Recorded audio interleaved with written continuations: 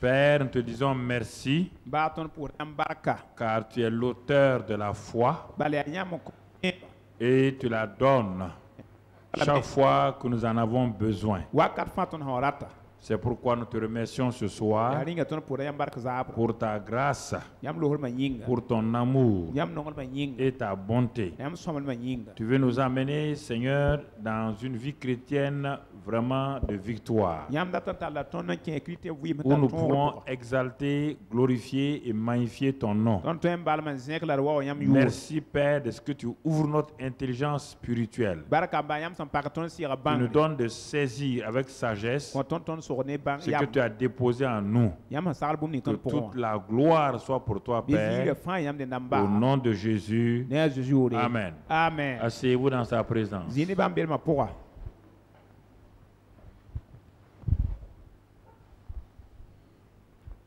Nous bénissons le Seigneur ce soir pour sa fidélité et son grand amour envers nous.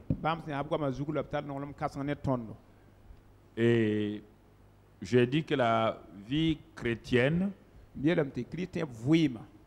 elle est faite pour un but, c'est pour que le royaume des cieux soit manifesté sur la terre. Et quand la vie chrétienne est transformée en un intérêt purement humain, où Jésus-Christ n'est plus le noyau central,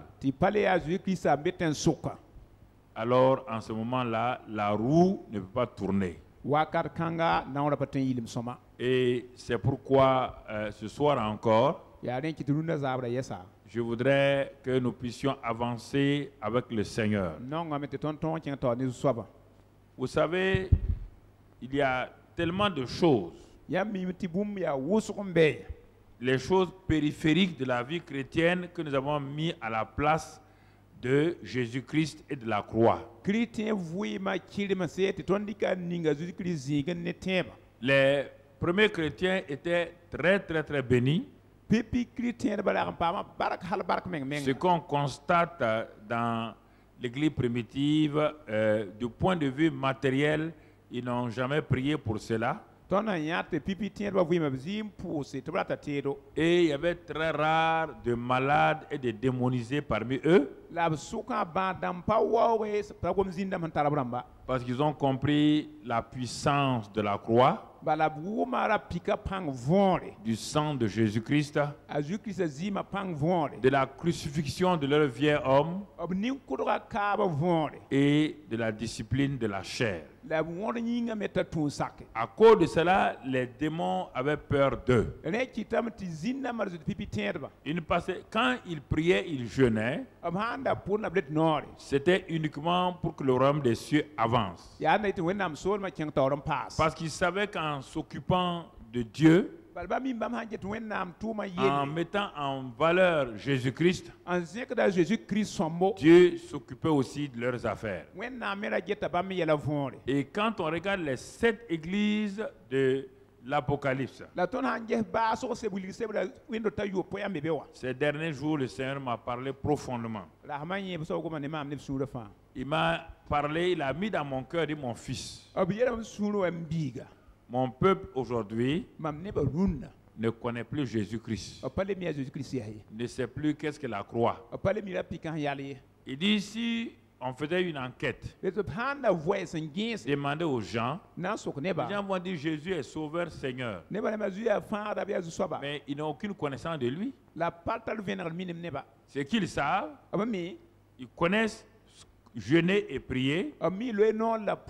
Ils ont entendu parler de délivrance et de guérison.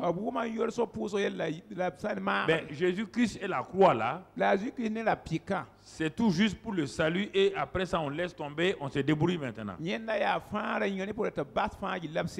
Et j'étais comme subjugué par le Seigneur dans ma chambre. Et il me dit, mais regarde Paul. Qu'est-ce qu'il prêchait? Du début jusqu'à la fin. Regarde les pierres, qu'est-ce qu'ils prêchaient? Il dit aujourd'hui, quand tu entends le nom de Jésus dans la bouche de mon peuple, c'est tout juste quand ils veulent quelque chose, quand ils terminent leur prière au nom de Jésus, ou bien ils disent, bon, le Seigneur va faire ça, il va faire ça. En dehors de ça, ils ne connaissent pas mon fils. Et ils ne savent pas que sans mon fils, ils ne peuvent rien faire de durable et d'éternel. Il dit, mais pourquoi ils sont si épuisés, fatigués, et ils sont obligés de chercher l'alcool, la cigarette, les plaisirs pour remplacer le repos que moi je donne.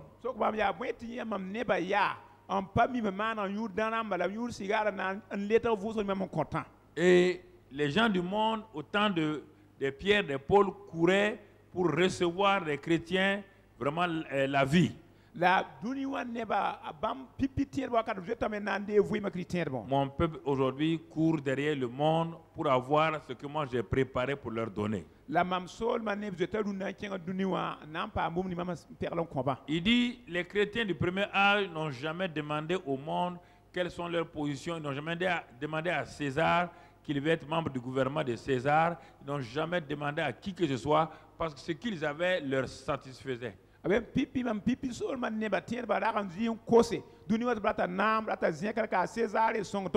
qu'ils savaient qu'ils ne pouvaient pas servir César et moi. Jamais. César fait des pratiques occultes, ésotériques. César fait des compromis. Aucun chrétien du premier siècle n'allait jamais accepter un poste ministériel dans un gouvernement, quoi que ce soit dans le monde. Et ils ne l'ont jamais fait. Lisez l'histoire de l'Église. Jamais. Jamais. Jamais. Alors, mon frère, ma soeur, ça veut dire quoi?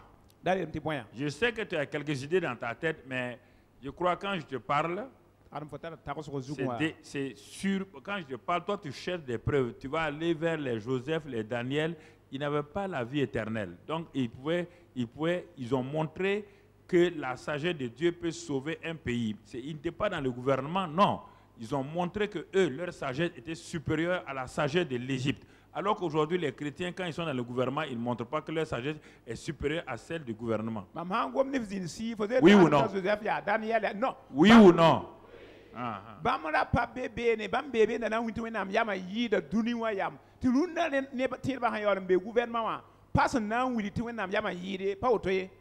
C'est-à-dire qu'ils faisaient la différence quand ils mettaient pied quelque part. Quand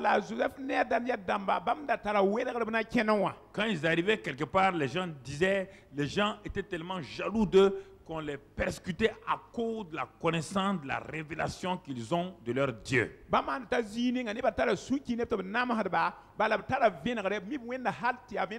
Et ce qui faisait qu'ils n'avaient pas peur des épreuves.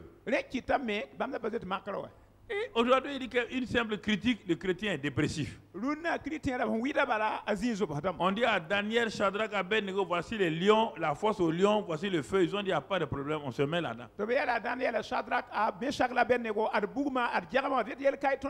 Parce qu'ils connaissaient leur Dieu. Et Daniel dit que ceux qui connaissent leur Dieu feront quoi? Donc, c'est la connaissance de Dieu qui amène des choses extraordinaires. Alors, il faut que nous regardons la parole de Dieu intensément et profondément pour comprendre ce que le Seigneur veut pour notre vie. Les chrétiens sont beaucoup fatigués. Ils sont fatigués à tout point de vue. Physiquement, moralement, et à tout point de vue, on ne voit pas de paix, de repos dans beaucoup de chrétiens. Ce qu'ils appellent épreuve là, ça n'a rien à voir avec épreuve. Ce qu'ils appellent difficulté là, jusqu'à présent, les chrétiens qui sont dans les pays arabes, les pays, la Chine, subissent les mêmes choses mieux que nous et ils ne se plaignent pas. Ils deviennent au contraire, plus ils ont des problèmes, plus ils évangélisent.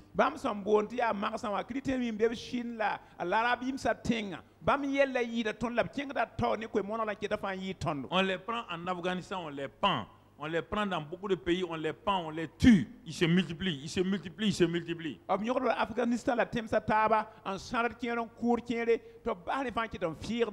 Seigneur me dit ce que mon peuple appelle, c'est parce qu'ils ont la liberté qu'ils appellent les petites mesquineries, ils appellent ça épreuve.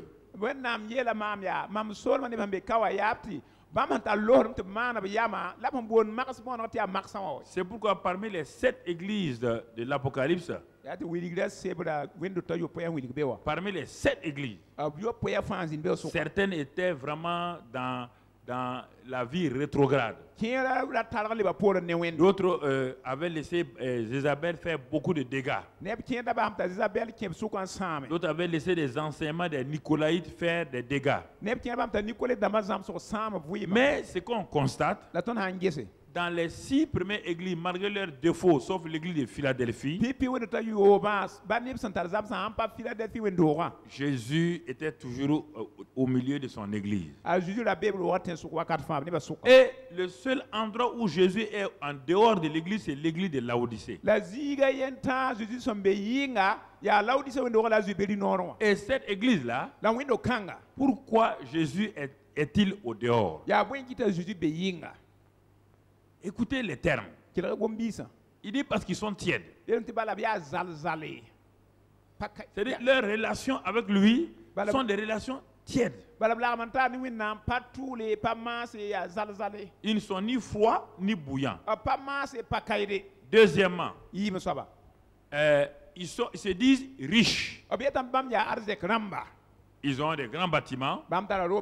C'est nos églises actuellement du 21e siècle. Certains pasteurs, ils ont des avions, ils ont des véhicules, ils ont des bons véhicules. Ils ont des télévisions et tout autour. Elles disent qu'elles sont riches. Mais Dieu dit qu'elles sont nues, dépouillées. Et le Seigneur dit, il faut qu'ils achètent de moi le collier parce qu'ils sont aveugles à leur réalité. Ils doivent prendre les vêtements de justice pour que je les revête, pour que leur nudité ne soit pas exposée. Et enfin, la plus grave des choses, il dit, je me tiens à la porte et je frappe. Mon église m'a mise au dehors parce que c'est leur bénédiction.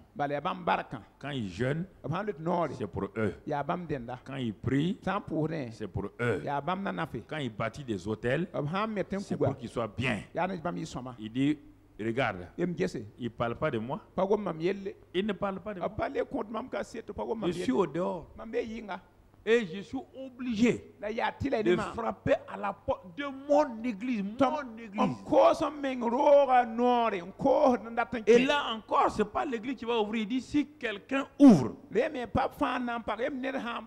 s'il y a un seul qui ouvre, je vais entrer et je vais souper avec cette personne-là. Regardez la situation spirituelle de l'église du 21e siècle. Si tu regardes en Afrique, en Amérique, partout, c'est ça. On ne parle pas de Jésus. La croix est un problème. Le sang, c'est tout l'intérêt pour nous protéger, nous garder. Mais on ne parle plus de la réalité de l'amour que nous avons pour Jésus. Et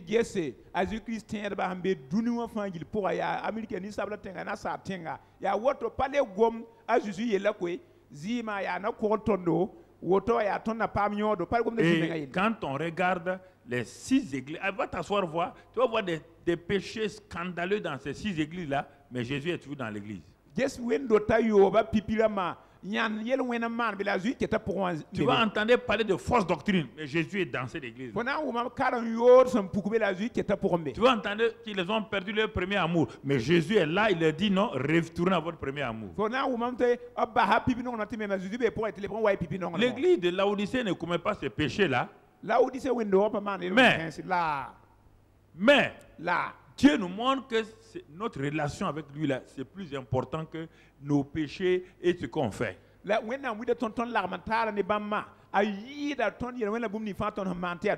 Notre amour pour lui est tiède. Tiède. Et c'est pourquoi il dit il va vomir. Ça, c'est l'église du 21e siècle. Les gens sont riches de tous les côtés. Les gens prient, ils sont des bénédictions.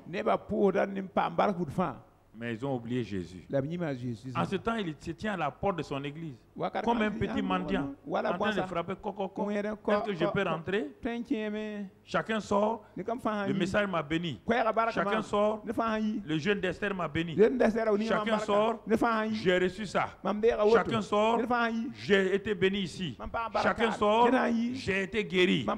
Jésus, où il est? Nulle part. Parle pas de lui. Sauf quand on a besoin de lui. Au nom de Jésus. Quand c'est fini, on le laisse là-bas. Du coup, au prochain nom de Jésus. Réfléchissez, regarde ta vie. Regarde ta vie, ne cherche pas. Pourquoi les gens sont fatigués? Ils sont à la recherche de bénédiction. L'église primitive ne cherchait pas bénédiction, ils cherchaient Jésus. Et Jésus leur a donné maintenant les bénédictions. Et c'est pourquoi ils honoraient Jésus partout où ils étaient. Alors, quand on regarde tout ça là, pourquoi l'église les gens sont fatigués? Les jeunes sont fatigués. Quand je suis étonné. Je suis étonné. Si ce n'est pas la fatigue physique parce que j'ai fait ça, je ne suis pas fatigué spirituellement ni moralement. Je ne comprends pas quelle est cette fatigue que les gens ont. Parce que la fatigue là, c'est parce que le fleuve d'eau vive là ne coule pas. Quelque chose empêche le fleuve de repos de couler en toi.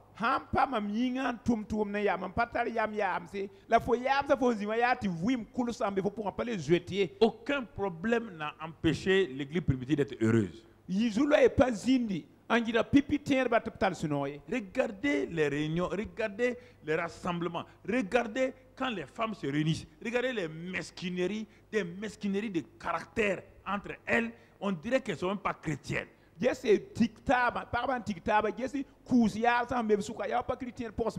Regardez quand les hommes se réunissent, regardez tous les bâtons qu'ils mettent, les roues dans les autres, comme s'ils ne sont pas chrétiens.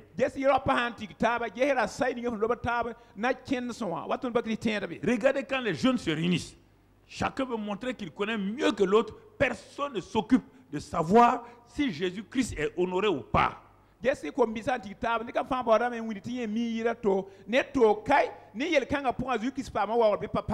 la concurrence. C'est des coups bas.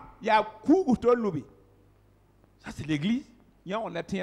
Ça c'est l'église de Jésus-Christ. C'est ça l'église. C'est ça qu'on appelle l'église là. C'est pour ça que Jésus est mort. Réfléchis à ta vie. Ce que tu fais là, ce que tu vis là, c'est pour ça que Jésus a quitté le ciel, venu mourir pour te donner une vie si médiocre. Tu vas me dire, je ne commets pas d'adultère. Mais regarde l'adultère que tu commets avec le monde. L'adultère, ce n'est pas seulement avec les femmes ou les hommes. C'est avec le monde. Avec, il est dit, la convoitise des yeux. Il dit l'amour du monde. Il dit c'est l'adultère. Regarde. Tu prends plaisir au monde qu'avec tes frères chrétiens.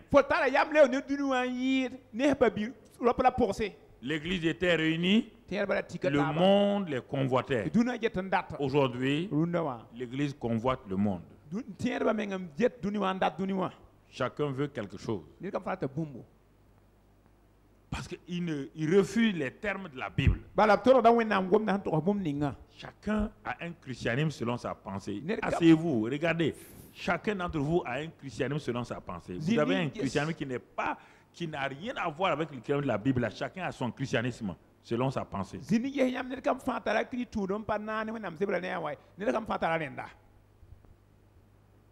Et vous voulez que ça soit ça.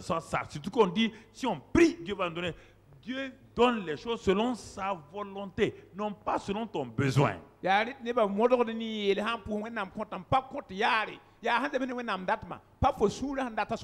Dieu voulant, dimanche matin, on va voir ça. Mais ce soir-là, quel est l'intérêt du dépouillement, du renouvellement et du revêtement? Quand on parle de dépouillement, ce qu'on a vu le dimanche pour terminer, de renouvellement et de revêtement là, quel est l'intérêt dans ça là? Quel est l'intérêt que moi j'ai et à ce que Dieu me dit de faire?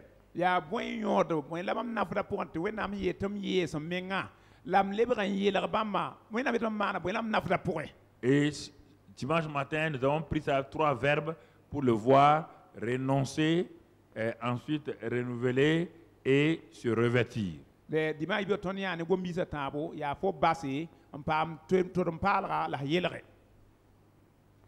Le Seigneur me dit, pourquoi vous n'êtes pas au repos?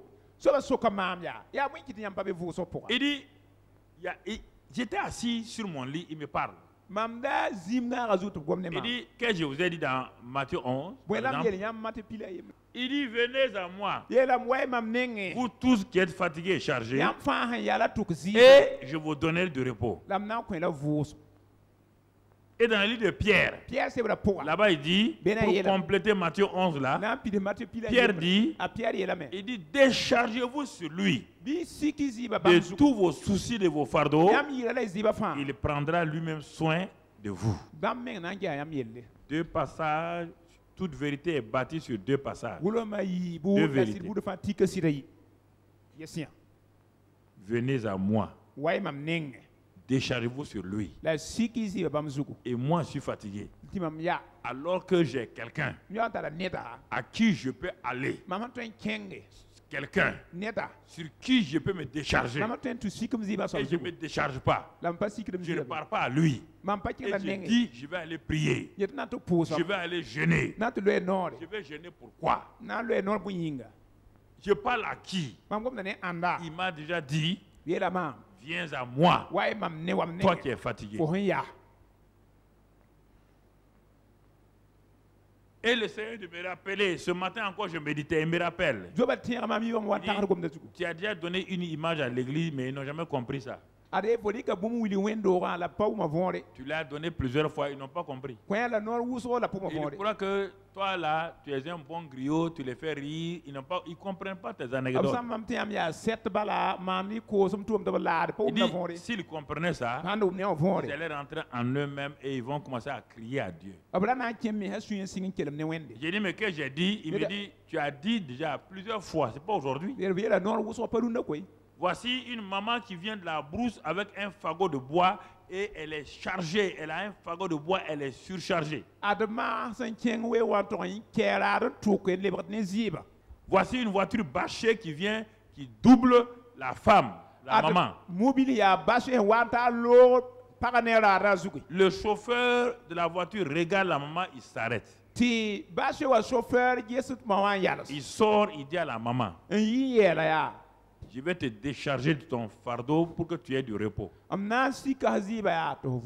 Il aide la maman à rentrer dans la camionnette, donc derrière, parce qu'ils sont déjà 2 devant.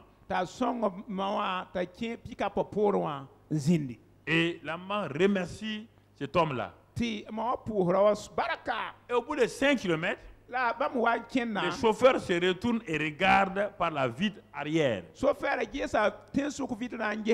Il voit cette maman-là qui a pris son fardeau, met sur sa tête dans la voiture. Il dit c'est vous, hein? Faut pas rire si tu ris de toi-même. Le chauffeur s'arrête encore. Il dit maman, c'est pas pour aller vite avec toi, c'est pour te donner du repos. La voiture là, ça peut transporter ton fardeau là. Toi et ton fardeau là, vous êtes dans la voiture. La voiture là, c'est Christ. Le chauffeur là, c'est le Saint-Esprit. Il te dit, mon enfant, j'ai vu tes fardeaux, j'ai vu tes fatigues. Pourquoi ne viens-tu pas à Christ à la croix? Il a déjà crucifié, ton vieux homme a été crucifié. Mais tes fardeaux d'aujourd'hui, les problèmes que tu traverses là, pourquoi tu ne viens pas humblement encore au pied de la croix? Dis Seigneur, si tu as été capable de prendre mon vieil homme, ce vieux homme terrible là, et tu l'as enseveli, tu l'as enterré avec toi. Mais la Bible dit de me décharger sur toi de tous mes fardeaux. Les voilà, je viens à toi. Je ne peux pas supporter ce fardeau familial, ce fardeau professionnel, ces soucis financiers, ces soucis de travail. Je ne peux pas. Je n'ai pas la force. Je prends et je te donne. Le Seigneur dit, c'est ça que j'attendais. Mais tu es en Christ. Tu continues de porter tes fardeaux pour dire que tu vas aller prier. Il dit, mais la croix a été faite pourquoi? À quoi ça sert? Il dit, n'as-tu pas vu Paul, l'homme qui a compris beaucoup de choses? Même vers la fin de sa vie, j'ai été obligé de le corriger. Quand un esprit satanique l'a frappé et qu'il a prié, et je lui ai dit, Paul, ce n'est pas ici une affaire de prière, ma grâce te suffit. Il faut d'abord savoir que ma grâce te suffit et que ta faiblesse n'est pas un problème pour moi. Ton imperfection n'est pas un problème pour moi. Non, c'est plus que tu reconnaîtras que tu es faible, plus tu viendras à moi. Plus tu penseras que tu es fort, tu ne viendras jamais à moi. Tu vas continuer à multiplier tes jeûnes et tes prières. Ah, quand Paul a compris, il dit, je me plais dans mes faiblesses. C'est quand je suis faible que je suis fort. Je dis, enfin Paul, tu as compris. Mais mon peuple ne comprend pas ça. Ils veulent devenir forts, alors que c'est moi qui suis fort. Quand je utilise le mot fort, c'est toujours en Christ que je leur dis. Quand je dis qu'ils peuvent tout là, j'ai dit terminer en disant quoi? En Christ. Quand je dis qu'ils sont plus que vainqueurs là, j'ai toujours terminé en qui? En Christ. Quand je dis qu'ils vont triompher là, j'ai toujours terminé en Christ. Et ils croient que triompher par eux-mêmes. C'est ça qui les fatigue. Il dit devant Satan, aucun être humain ne peut triompher si ce n'est pas en Christ. Il veut n'a qu'à gêner comme il veut, pas triompher de Satan.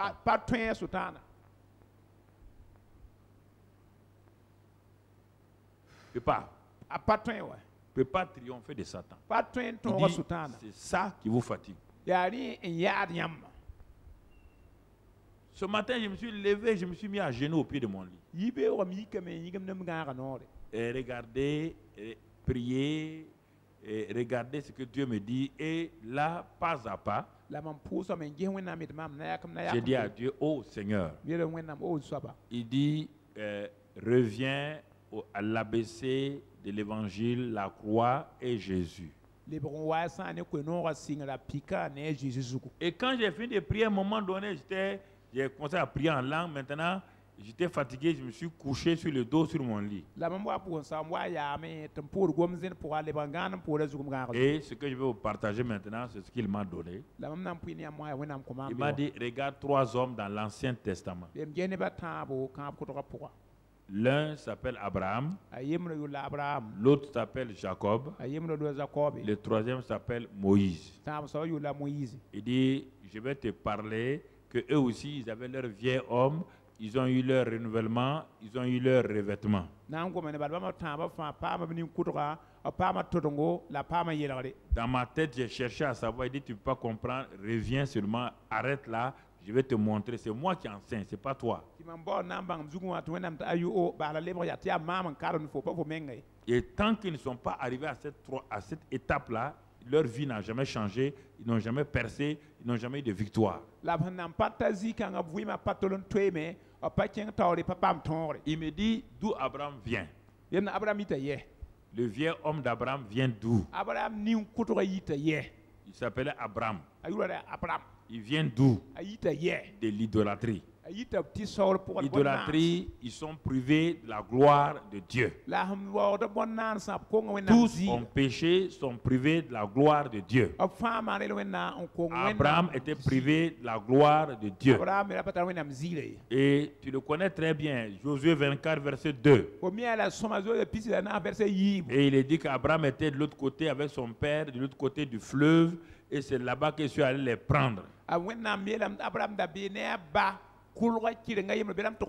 Et ils ne me connaissaient pas, ils adoraient d'autres dieux. Ils adoraient d'autres dieux. Donc, leur vieil homme était là-bas. Abraham n'avait pas de nouvel homme. Son intelligence n'était pas renouvelée. À plus forte raison de revêtir son nouvel homme. Il dit, cet homme-là, je l'ai fait sortir au fur et à mesure. Et quand je l'ai fait sortir, j'ai commencé à aller de l'avant avec lui. Mais je savais qu'il ne pouvait pas comprendre textuellement ce que je vais lui dire, parce que j'ai dit, tu as prêché dimanche Éphésiens 4, que leur intelligence est obscurcie, ils sont étrangers à la vie de Dieu. Abraham était comme ça aussi quand je l'ai appelé.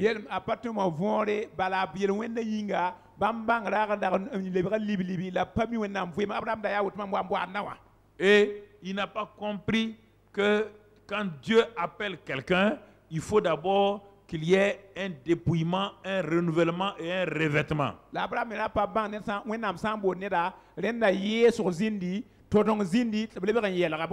Quand on dit appeler, ce n'est pas pour être dans le ministère. Hein. Je vais dire appeler à être son enfant. C'est ça que je veux dire.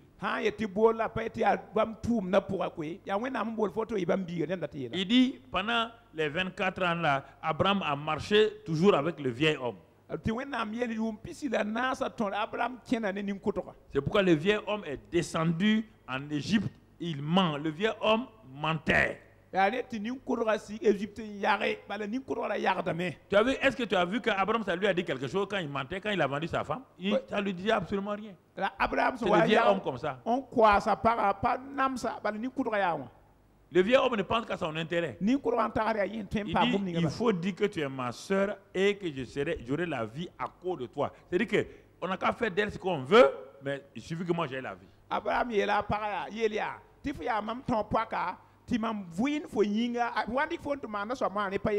Ça, c'est le vieil homme comme ça. Et il a continué avec ça.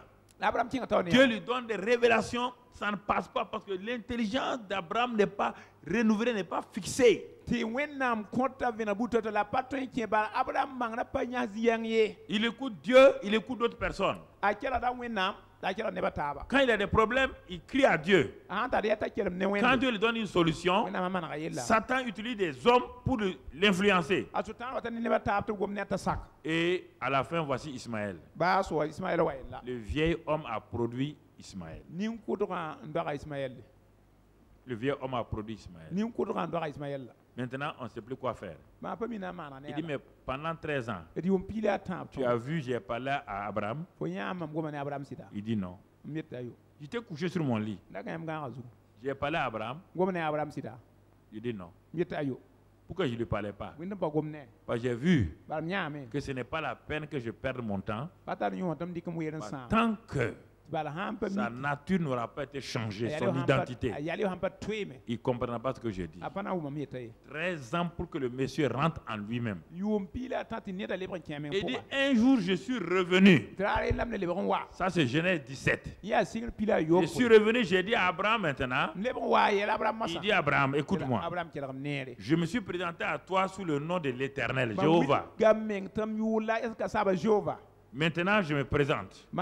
Écoute-moi. Je m'appelle El Shaddai. Le Dieu tout suffisant. Tout puissant. Le Dieu qui n'a besoin de rien. Ce qu'il te faut, c'est t'accrocher à ce Dieu-là. Regarder à ce Dieu-là.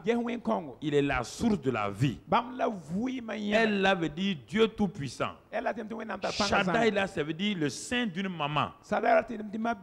Comme un bébé s'agrippe au sein de sa mère, c'est la source de vie. Je veux que tu t'agrippes à moi maintenant et quand tu vas boire, la vie là va passer en toi. C'est pas Shaddai qui veut dire puissant, hein, c'est elle qui veut dire Dieu puissant. Shaddai veut dire le sein d'une maman. Shad, c'est ça. Il dit, tu as déjà vu un bébé pour vivre, et qu'est-ce qu'il fait? Il s'accroche au sein de sa maman. C'est pourquoi marche devant moi. Accroche-toi à moi. Marche devant moi et sois intègre. C'est elle, les yeux fixés uniquement sur moi. Il dit, je te fais entrer dans une alliance. Écoute-moi maintenant. Abraham a quitté avec une alliance dans Genèse 12. La nouvelle alliance d'Abraham qui va le faire un nouvel homme. Voilà ici maintenant. J'établirai mon alliance entre moi et toi. Et cette nouvelle alliance va faire quoi? Abraham est en train de comprendre ce que Dieu est en train de dire. Cette nouvelle alliance dans laquelle Dieu va faire entrer Abraham aura deux éléments précis. Un, je change ton nom, ton identité. Deux, il y aura les signes de l'alliance, la circoncision. Eux, c'était dans la chair. Pour nous, c'est circoncision du cœur. La nouvelle naissance, c'est la circoncision du cœur. Le dépouillement du vieil homme. Abraham est mort là-bas. Donc Genèse 17, Abraham est mort. Abraham est né. Abraham a été enterré. L'ancienne alliance n'a pas fonctionné. La nouvelle alliance de Dieu commence avec Abraham. Dieu prend son propre nom, le met dans le nom d'Abraham, ça devient Abraham. Il met son propre nom là-dedans. En français, on ne comprend pas. En hébreu, il met le L là dans Abraham. Abraham là.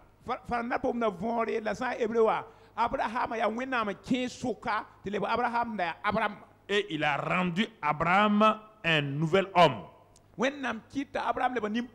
Et cela vient de Dieu lui-même, ce n'est pas Abraham. Abraham avait une nouvelle identité. Sa femme avait une nouvelle identité, Sarah. Et Abraham dit, entre dans le signe que tu entres dans mon alliance, c'est la circoncision des hommes. Dès qu'Abraham a fait ça, regarde l'intimité que Dieu va développer avec Abraham. 24 ans de souffrance inutile. 1 an et demi, pas plus. Isaac, le fils de la promesse, est né. L'amitié de Dieu a été développée. Plus jamais Abraham a développé son intimité avec Dieu. Il est devenu un vrai adorateur de Dieu et un intercesseur. La qualité de vie d'Abraham a totalement changé. Il n'est plus revenu sur le terme Abraham. Et c'est là, donc il y a eu le dépouillement, le renouvellement, c'est-à-dire le nouveau langage, la nouvelle pensée. Abraham, Sarah, Isaac, ils ont commencé à appeler les choses qui ne sont point comme si elles étaient. Isaac n'était pas là. Le langage de la nouvelle création a commencé. Abraham, Sarah, Isaac n'est pas là. Les Romains 4 nous disent qu'ils ont vu en Dieu celui qui appelle les choses qui ne sont point comme si elles étaient. Et celui qui donne la vie aux morts. Il va expérimenter les deux. Il a appelé les choses qui ne sont point comme si elles étaient. Isaac est venu à l'existence. Et quand Dieu a dit d'aller offrir Isaac, il va expérimenter la résurrection d'Isaac. Donc il a expérimenté les deux. Abraham est un homme nouveau. Le vieil homme a été enterré d'abord dans Genèse 17. C'est un Abraham nouveau qui intercède pour l'autre. C'est un Abraham nouveau qui développe sa relation avec Dieu et les deux anges. C'est un Abraham nouveau maintenant qui va sur le mont Morija, qui se fait appeler adorateur de Dieu. Et maintenant Abraham est un homme nouveau. Regarde-le comment il avance. Regarde-le la fin d'Abraham. Il était rassasié de longs jours. Il n'y avait aucune faiblesse en lui. Ça, c'est donc le dépouillement d'Abraham, le renouvellement d'Abraham, le revêtement d'Abraham. Abraham a revêtu sa nouvelle nature et partout maintenant on l'appelle le Dieu d'Abraham. On n'a jamais dit le Dieu d'Abraham. Jamais tu ne verras nulle part. Le Dieu d'Abraham. Pas le Dieu d'Abraham.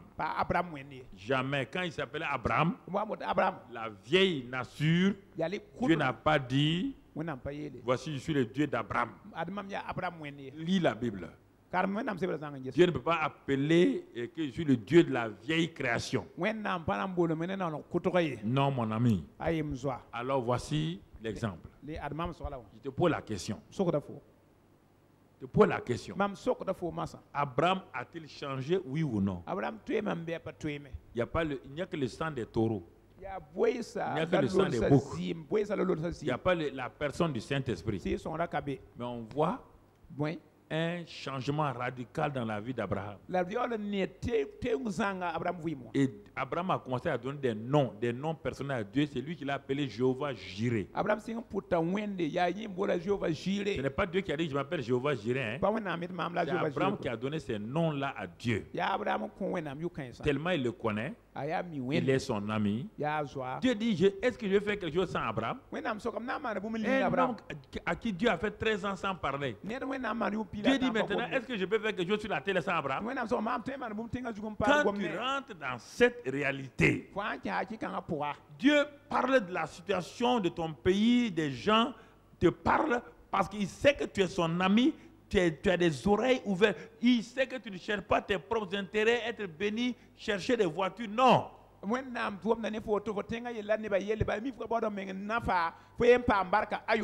Non, mon ami. Abraham voulait que le monde... Parce que Adam n'a pas pu faire ça. C'est Abraham qui a été appelé maintenant à remplir la terre. La connaissance de Dieu. C'est pour ça que tu as été créé, remplir la terre de la connaissance de Dieu, pas pour avoir des voitures, avoir des maisons. Sois intelligente là. Le jour que tu meurs, tout ça, ça reste ici. Mais quand Abraham mourait, est-ce qu'il y avait un homme sur la terre qui était aussi riche chez lui? Il était riche. Qui a fait ça? Son ami Dieu. Si tu rentres dans l'amitié de Dieu, comment Dieu va te laisser? Tu fais que le cœur de Dieu est content. Tu as la paix toi-même. Il n'y a plus de bagarre. Tu as vu depuis ce temps la bagarre entre Abraham et Sarah? Mais quand il s'appelait Abraham là, il a eu combien de problèmes? Problème avec Lot. Problème avec Sarah. Il avait toutes sortes de problèmes. Avec Dieu lui-même. Mais après ça, tu as vu problème encore? Il est devenu une nouvelle créature selon les termes de l'Ancien Testament. Tu comprends? Mon frère. Ça, c'est Abraham. Deuxième personnage de l'Ancien Testament qui a vécu les trois éléments. On l'a vu depuis 2 semaines, on le voit, c'est Jacob. Jacob ne connaissait pas Dieu, donc il était privé de la gloire de Dieu. Écoutez, son vieil homme a produit des résultats terribles. Mais je vous ai dit que l'arbre de la connaissance du bien et du mal, là, ça donne des intérêts. Jacob vivait avec cette nature de l'arbre de la connaissance du bien et du mal. Ici, il y a des bénédictions. Ici, il y a des mensonges. Parfois, c'est la richesse. Ensuite, voici le problème qui est là. Il y avait le bien, le mal. Le bien, le mal. Parce qu'il n'était pas donc dans la nouvelle nature selon Dieu. Et regardons maintenant, quand Dieu a rencontré Jacob, donc d'abord Dieu lui a apparu donc, dans une vision. Mais il apparaît à qui? Jésus apparaît aujourd'hui en Arabie, partout dans le monde, à des musulmans. Ce n'est pas des chrétiens. Est-ce que Jésus, toi tu es enfant de Dieu, tu as déjà vu Jésus? Non. Mais pourtant il apparaît à des musulmans partout. Ça c'est pour se révéler comme le sauveur. Mais ça ne veut pas dire qu'ils sont sauvés. Il veut attirer leur attention. Ne va pas, toi chrétien, dire à Jésus t'apparaître. Il ne va pas t'apparaître parce que pour toi il n'a pas. Il ne va pas t'apparaître. Ne perds pas ton temps. Tu as sa parole. Obéis à ça. Il va t'apparaître dans sa parole. Frères et sœurs. Donc, ce Jacob-là, quand le Seigneur lui montre cette vision, qu'est-ce que le Seigneur lui dit? Regardez le verset 11, ce que Dieu lui dit. Et voici l'Éternel se tenait au-dessus d'elle et il dit, je suis l'Éternel, le Dieu d'Abraham, ton père, et le Dieu d'Isaac. Est-ce que Dieu a dit, je suis ton Dieu? Il faut que Dieu soit ton Dieu. Si tu n'as pas ce témoignage-là, tu as un problème quelque part. Parce que Romains 8, verset 16 dit que Dieu, le Saint-Esprit témoigne à notre esprit que nous sommes enfants de Dieu. Et à cause de ça, nous appelons Dieu Abba, ça veut dire Père.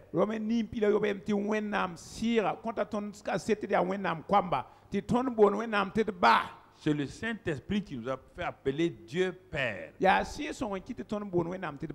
Comme un enfant qui est né dans une famille, un jour, il va appeler son papa Père. Mais Dieu s'arrête ici. Plus tard, on va dire Dieu d'Abraham, d'Isaac et de Jacob. Mais pour le moment, Dieu lui dit non, non, non. Je suis le Dieu d'Abraham, ton père, et le Dieu d'Isaac. Ça veut dire je ne suis pas ton Dieu. Tu ne me connais pas.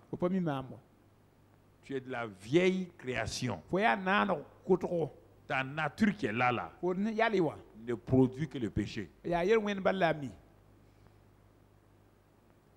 Cette nature n'a pas vu autre chose.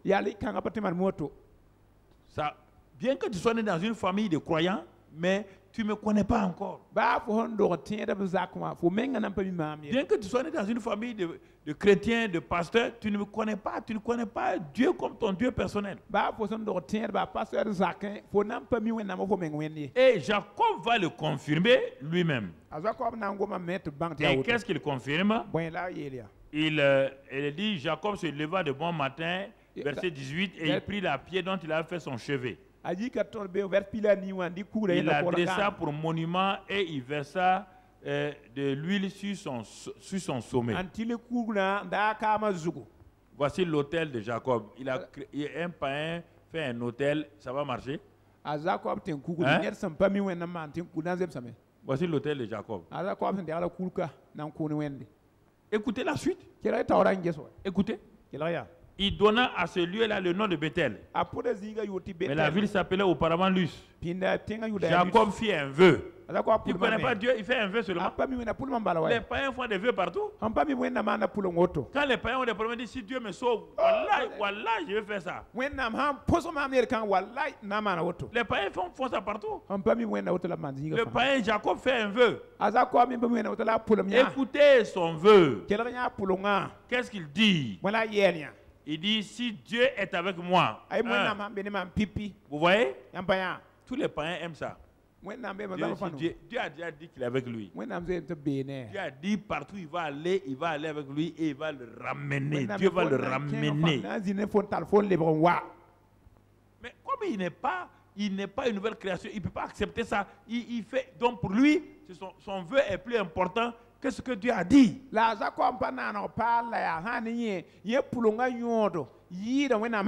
Regardez si vous ne croyez pas le verset 15, pour ceux qui sont nouveaux, ils n'ont pas compris le verset 15. C'est Dieu qui parle. Voici, je suis avec toi. Regardez, écoutez.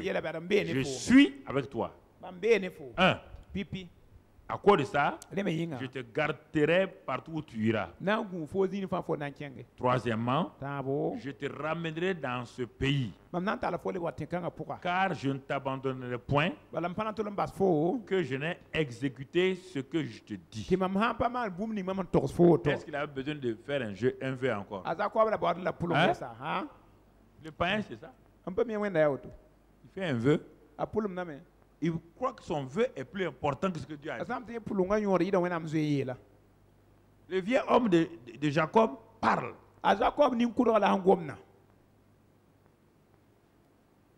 L'homme né de nouveau ne doute pas de la parole de Dieu. Mais l'homme ancien doute. Il fait des vœux qu'il ne peut pas tenir.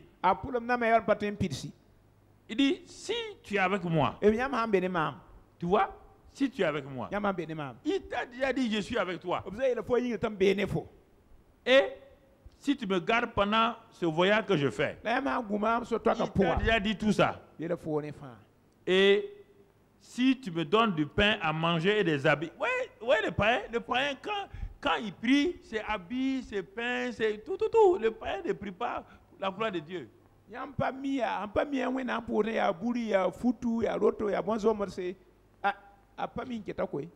Tu as vu ton père Isaac. Dieu l'a béni. Il est devenu le plus riche de toute la région. À tel point qu'Abimelech le convoitait, les Philistins le convoitaient. C'est dans cette famille-là que tu es né. Isaac t'a dit d'où lui vient. Tant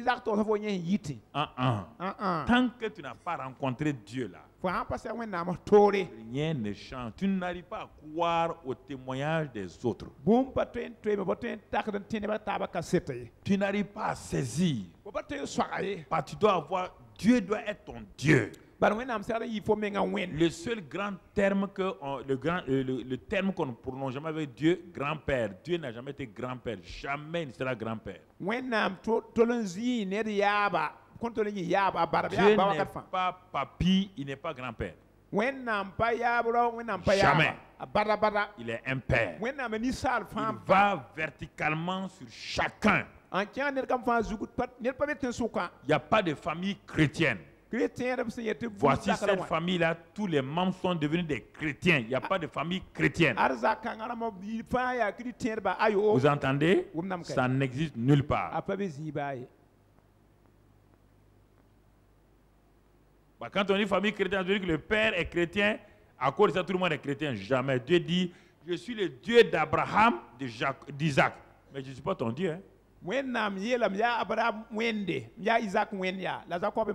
comme j'ai une destinée pour tous les hommes, même pour le païen, La destinée de Dieu, c'est pas quand on devient chrétien. La destinée de Dieu, quand on est créé. Mais maintenant, quand on devient chrétien, cette destinée va rapidement. Voici à quelqu'un, on parle de sa destinée. Au lieu d'être content de louer Dieu, il dit à Dieu, je vais te connaître maintenant là. Il dit non, demain. Le vieil homme n'accepte pas, il veut faire ses expériences. Il dit, bon, quand je vais partir, je vais revenir.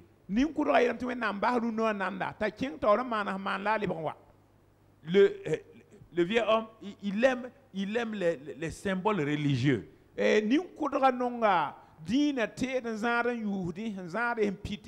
a vu son père, il a vu Abraham faire des autels avec l'huile. Il a pris l'huile. Il dit, ben, on va aller avec l'huile. On ne sait jamais, sur la route, là, si ça chauffe, je vais verser l'huile là, ça va aller. C'est ça.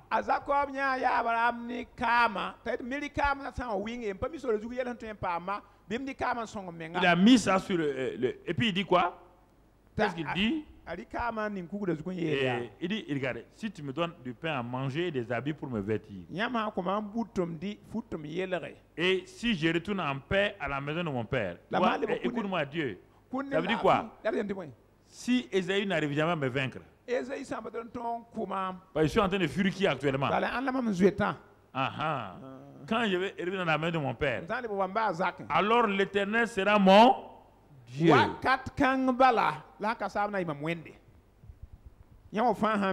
Ah bon? Non, l'Éternel n'est pas son Dieu. Non. Si l'Éternel n'est pas ton Dieu, ton vieux homme est là-bas. Dieu ne reconnaît pas le vieil homme. Dieu entraîne le vieil homme à se débarrasser, un jour à frapper le vieil homme, à le libérer. Mais le vieux homme, comme il est une créature de Dieu, il a beaucoup de promesses de Dieu. Mais les gens croient parce qu'ils ont vu des rêves, ils croient que c'est ça. Non, ce n'est pas la preuve que Dieu t'approuve. Dieu parle au vieil homme pour l'amener à lui pas à pas. Mais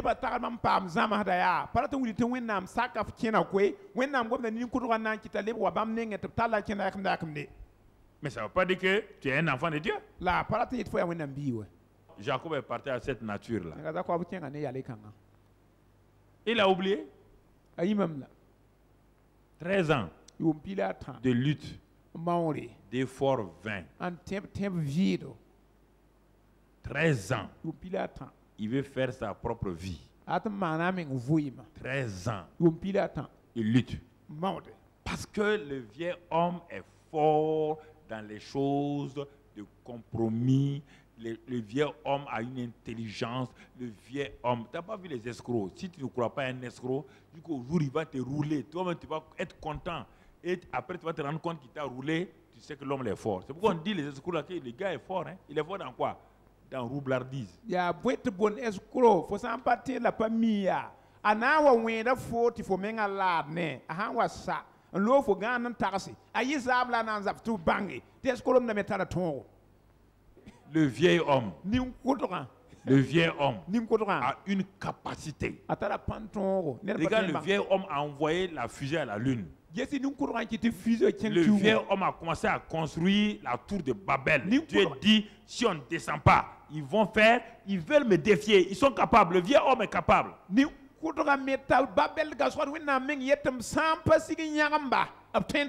Ceux qui n'ont pas même leur vieil homme mort encore, ils sont capables de construire une belle église pour ça, climatiser, mettre tout, mettre des croix brillantes, des croix roulantes, des croix défilantes. Ils vont tout mettre. Et vous allez dire ça, c'est une église vraiment merveilleuse, alors que ce sont des païens qui sont là.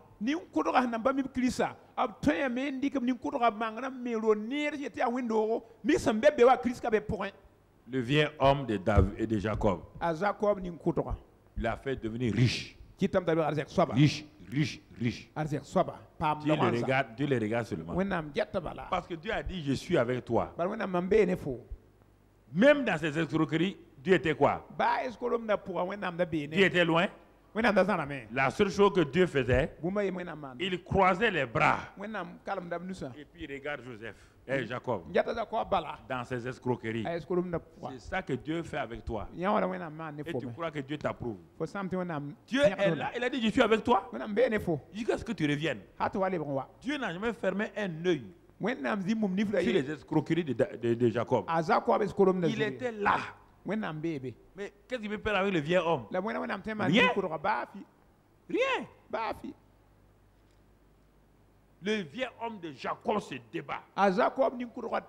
Son oncle le trompe, il est fâché, mais ça ne fait rien. Il se venge sur son oncle.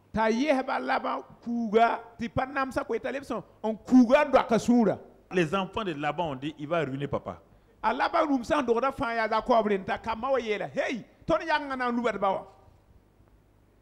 c'est le vieil homme. Dieu dit maintenant, ça n'est assez Jacob. Ton vieil homme, il faut retourner. Il a fallu que Dieu l'attrape. Lui, Dieu l'a attrapé seul.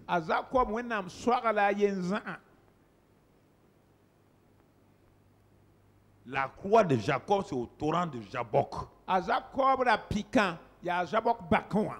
Toutes ces richesses ne servaient plus à rien. Il était seul. Il regarde, il ne peut pas fuir. La mort est là. C'est pourquoi Dieu est resté fidèle dans ce que Dieu, quand il parle là, il reste fidèle. Il va attraper Jacob. Il va briser l'homme, le vieil homme. Il l'extirpe. Il enterre au torrent de Jabok. De cet ensevelissement, il va tirer un homme nouveau. Et quand il tire un homme nouveau, Jacob est maintenant les mains vides. Mais Jacob a une identité nouvelle. Le vieil homme est passé. L'homme nouveau est venu.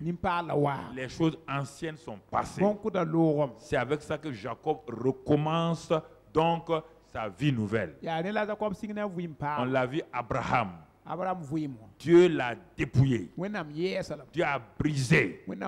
Genèse 1, Genèse 17. Il lui a donné un nom nouveau, une identité nouvelle. Il lui a donné le signe de la circoncision pour dire: voici l'alliance nouvelle que je fais avec toi. Abraham n'a jamais été le même.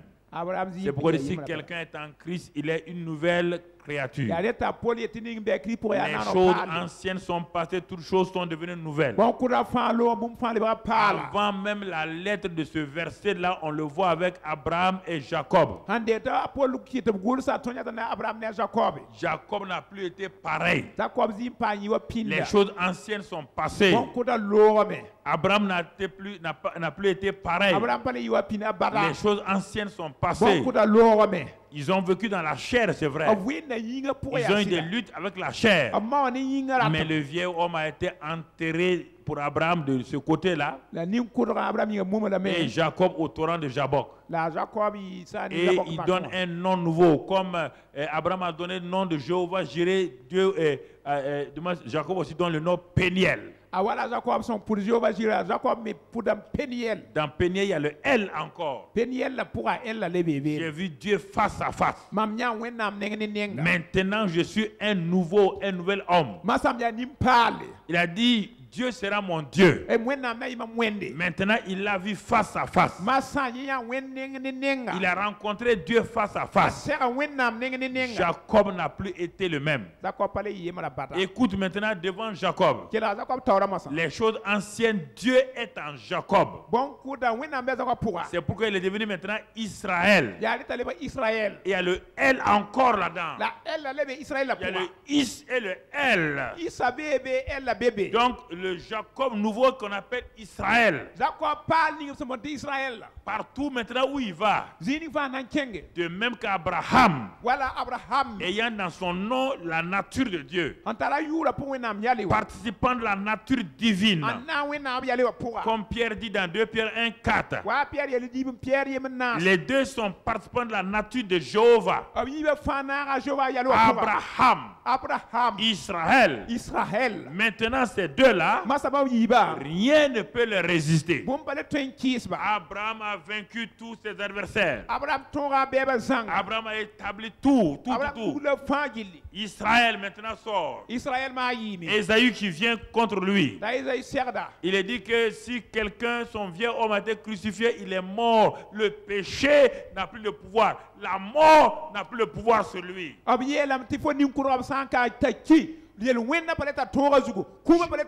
Le Jacob sur lequel Ésaü avait le pouvoir est mort et enterré. Quand il voit venir cet homme-là, il ressemble à son frère. Et naturellement, il a le visage de son frère. Mais en lui, il y a une nouvelle nature. Et Ésaü ne pouvait plus rien faire contre Israël.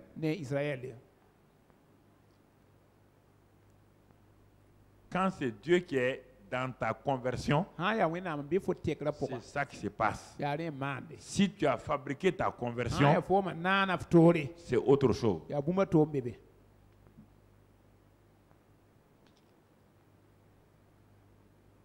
C'est ça qu'il m'a dit quand j'étais sur mon lit, le matin de bonheur.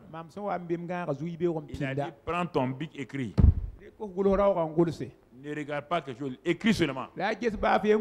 J'ai écrit, c'est ça que je te dis maintenant. Tu entends? Tu entends mon frère? C'est ça. Et le troisième homme, il m'a amené, il dit, dans l'Ancien Testament, chaque fois que l'ancienne créature s'en va, regarde Israël maintenant, regarde-le.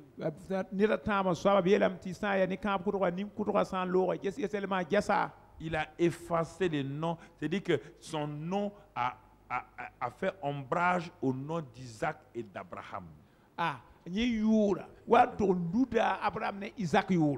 Quand le pays qu'on appelle le pays de Canaan, le pays qu'on appelle le pays de la promesse, au temps d'Abraham, Isaac, c'était pays de la promesse, pays de Canaan. Au temps de Jacob, Dieu, quand il devient Israël, Dieu va changer le nom, ça ne s'appelle plus Canaan, ça s'appelle Israël. Donc en réalité, regarde ce que Jacob a reçu quand il est devenu Israël. Ce sont ces enfants qui sont devenus les 10 patriarches et ces 2 petits-enfants, ceux de Joseph, qui sont devenus les 11e et le 12e chefs de tribu d'Israël. Et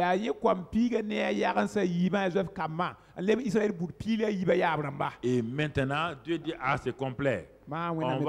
On va m'appeler maintenant le Dieu d'Abraham, d'Isaac et de Jacob. Il a fait exprès, il n'a pas d'Israël, il dit de Jacob.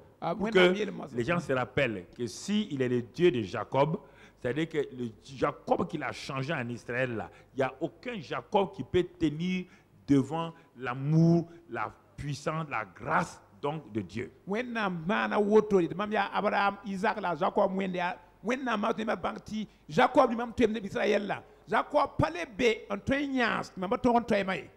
Mon ami, regarde ces deux-là. Regardons maintenant le troisième homme de l'Ancien Testament. C'est un descendant d'Abraham, d'Isaac et de Jacob. Lui, il s'appelle Moïse. Lui, il n'a même pas de nom personnel. On ne sait pas son père et sa mère qui lui ont donné ce nom. C'est pas un problème. C'est la fille de Pharaon qui lui a donné ce nom, Moïse. Mais même si on te donne le nom le plus satanique, si Dieu est avec toi là, ça ne peut pas empêcher ta destinée. Ce qui empêche ta destinée, c'est toi-même, c'est toi, c'est pas quelqu'un, c'est pas le diable, ni ta belle-mère, ni ta belle-tante, ni ton oncle, ni ton mari, ni ta femme.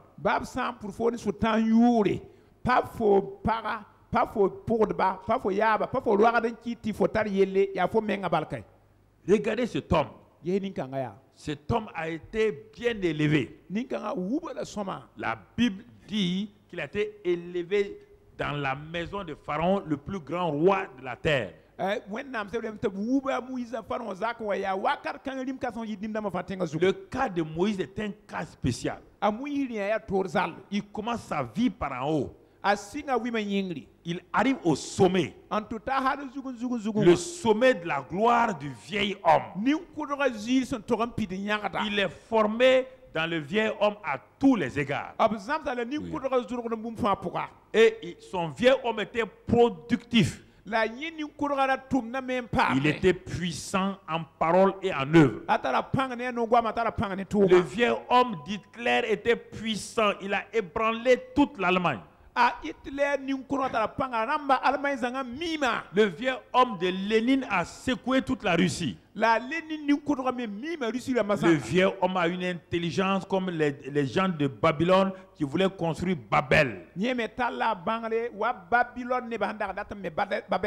parce que vous ne savez pas, et le vieux homme là, avant que vous soyez converti, quand vous convertissez, vous devenez chrétien, votre vieux homme est mort, vous avez l'air de regretter votre vieux homme, alors que vous ne pouvez pas le faire venir.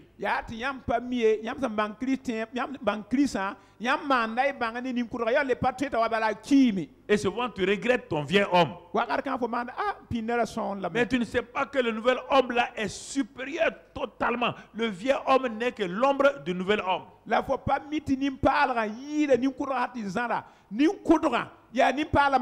comme tu ne sais pas comment l'homme nouveau fonctionne, c'est pourquoi tu as des problèmes. Étant né avec la nature du vieux homme, c'était devenu automatique de vivre dans ça, dans le mensonge, de vivre dans tout. Parce que tu es né dans ça. Tout ton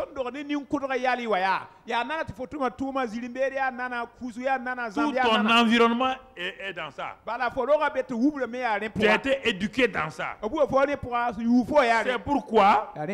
le vieil homme a une emprise sur toi, a eu une emprise sur toi jusqu'à ce que Dieu ait crucifié le vieil homme. Maintenant, tu es en train de rééduquer le nouvel homme. Et comme tu es devenu grand, maintenant, pour être simple comme un petit enfant, comme Jésus l'a dit, c'est difficile pour toi. Tu veux avancer trop vite. Et le nouvel homme n'aime pas ça. Il te dit que lui, il a un cycle pour grandir. Il dit, tu n'as pas vu le nouvel homme Jésus, non? Il était petit enfant. Il grandissait dans la grâce et dans la chose devant Dieu et devant les hommes. Mais toi, tu veux aller plus vite que Jésus. C'est ça qui nous crée des problèmes. Jésus n'a jamais eu de vieil homme. Jamais. Jamais. Non. Mon frère. Jamais. Même malgré ça, il n'est pas allé trop vite. Il a fallu qu'il puisse passer et crucifier la chair que je vais te montrer tout à l'heure. Jésus a crucifié sa vraie chair avant d'être crucifié pour toi et moi à la croix du Calvaire. Parce qu'il faut bien comprendre, quand on dit crucifier sa chair, ça n'a rien à voir avec la crucifixion de la croix.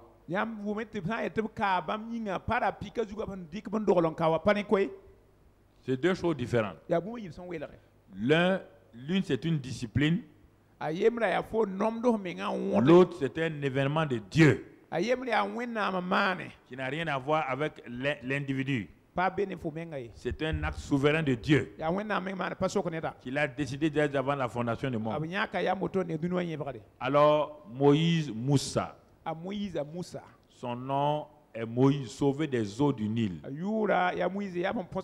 Dieu dit, tu n'as qu'à te sauver de n'importe quoi. Moi, j'ai un plan parce que quand tu es né, tu étais beau aux yeux de Dieu. Donc, Satan a rapidement fait pour que Moïse soit éduqué dans l'Égypte pour que jamais Dieu ne puisse utiliser Moïse.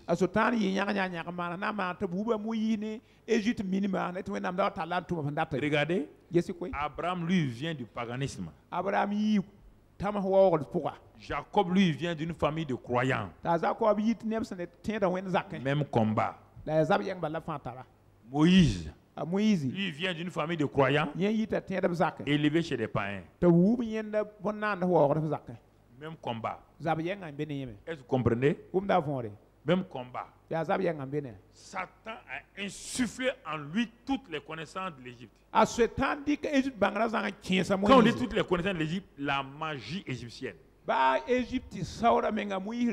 L'ésotourisme égyptien. Moïse était fort dans tout ça. C'est le prochain pharaon. Et dans tout royaume, quand un roi doit aller, on l'initie. Vous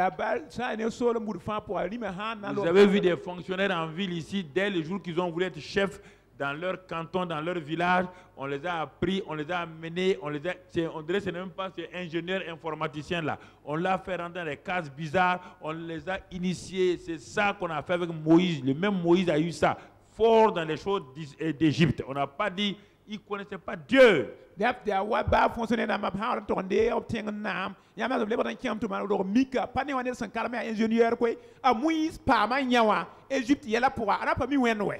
Son vieux homme a grandi, devenu puissant. Et un jour, sa mère lui a dit, attention, hein, tu es un libérateur. Il a pensé que l'école égyptienne l'avait préparé pour libérer Dieu. Hein? L'école égyptienne pour libérer un peuple. Le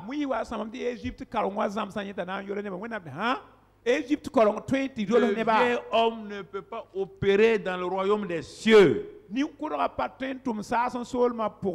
lois sont différentes. Non, ça ne peut pas. Il va avec toute la force.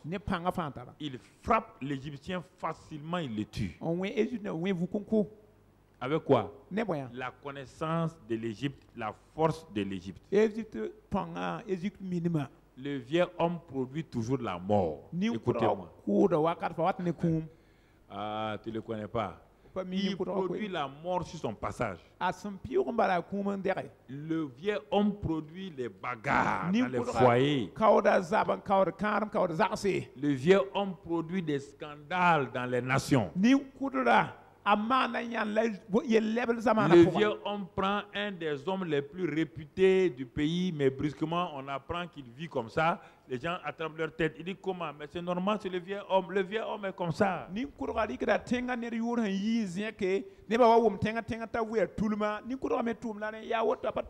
Et les gens s'étonnent. Vous avez vu que les gens la font. Ils ne peuvent pas faire autrement. Vous voulez qu'ils fassent quoi? Il faut que les chrétiens soient intelligents. Toi, tu vas dire à un vieil homme, parce qu'il est devenu ministre, il est devenu quoi ou quoi, de vivre comme un chrétien peut vivre, il peut le faire. Alors, vous êtes scandalisé, pourquoi quand ils font des choses? C'est normal.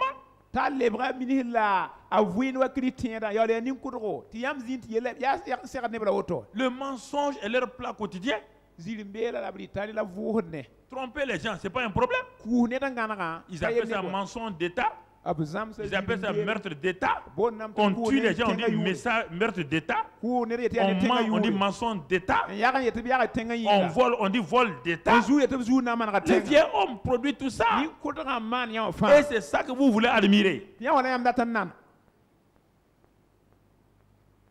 Et vous êtes scandalisé. Par quoi? Le vieux homme, il fait ça. Vous voulez qu'il fasse quoi? Il ne peut rien faire. C'est pourquoi Moïse a tué. Il est revenu le lendemain. Il a vu Dieu encore. Il s'avance. Le vieux homme, c'est ça. Quand on le découvre, quand on l'affronte, il prend peur. Il est un faux courageux. Quand la vérité l'affronte, il tremble comme ça. Tu comprends? Moïse prend peur, il fuit. Regardez comment le vieux homme, il passe de Caribe en Silla. Il passe de mauvais à pire. Voilà le Moïse qui court dans le désert. Il court, il arrive dans un endroit, il ne sait plus quoi, il tombe là-bas tellement il a soif. Et le regard de Dieu est sur cet homme-là, toujours sur cet homme. C'est ça que vous devez, c'est ça que les gens ne comprennent pas. Et il vit dans le désert. Le vieux homme est toujours là.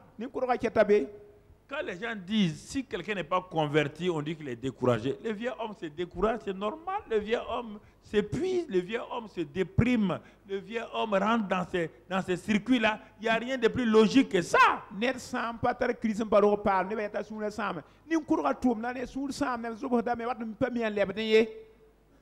Le vieux homme, c'est ça. Tu ne peux faire autrement. Je pars en arrière pour te montrer ce qu'est le vieux homme, mais dimanche déjà, je t'ai dit que ton vieux homme a été crucifié. Je ne te parle pas, je te montre ce que l'Ancien Testament a fait pour que tu vois que le vieux homme là, ce qu'il faisait et ce qu'il te faisait faire maintenant.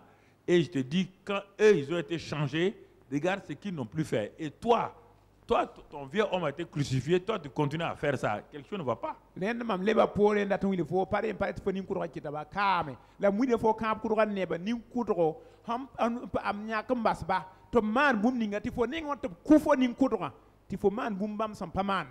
Alors, Moïse a eu sa rencontre avec Dieu. Jacob a eu sa rencontre avec Dieu. Dieu va amener Moïse. Tant que le vieux homme ne meurt pas, si le grain de blé là, qui doit remplir le grenier là, s'il ne meurt pas d'abord, il ne peut pas se multiplier et remplir le grenier. Si ton vieux homme, tu n'es pas conscient qu'il est mort, si tu n'as pas cette révélation là, tu ne pourras jamais te multiplier et avoir la paix et le repos dans ton âme. Tu vas prier, tu vas jeûner et rien ne se passera. Parce que tu n'es pas renouvelé. Et tu ne peux pas revêtir lorsque tu n'es pas renouvelé. Regarde, Dieu l'amène. Chacun des trois a son expérience. Chacun de nous a une expérience qu'il a fait pour le nouvel homme et qui est différent de l'autre. L'expérience commune, c'est la croix. Tout le monde, son vieux homme est mort à la croix. C'est commun. Le vieux homme a été enseveli et il a continué, son âme a continué donc dans l'enfer. Quand Jésus est ressuscité, ton vieux homme est resté dans le séjour des morts et l'homme nouveau a apparu. Ça, c'est valable pour tout le monde. Maintenant, ton combat de la chair, c'est ce qui fait que toi tu avances vite et l'autre est en retard. L'autre ne veut pas accepter le combat de la chair. Il ne veut pas payer le prix. Alors que celui-ci a compris que le Dieu qui a crucifié son vieux homme là est le même Dieu qui est en lui. Et il a dit qu'il est avec lui jusqu'à la fin du monde. Et il va commencer à agir textuellement, donc en nouveauté de vie. Dieu rencontre Moïse. Par son cas, son vieux homme était... C'est pourquoi Dieu a allumé un feu. Le feu là va détruire, dévorer le vieux homme de Moïse devant Dieu. On ne sait pas combien de jours.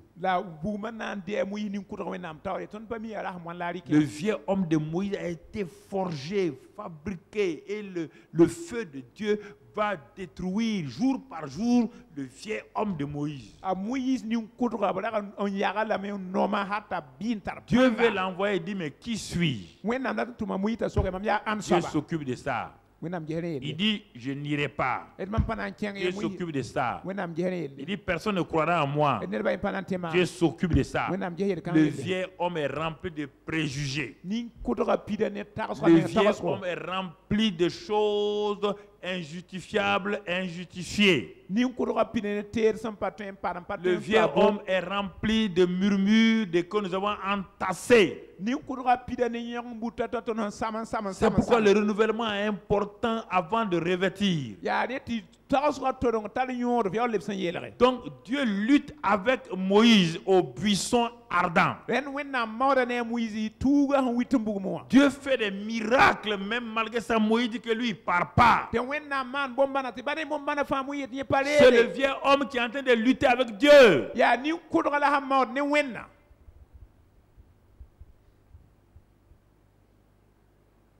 Il a fallu que Dieu élevasse la voix. Il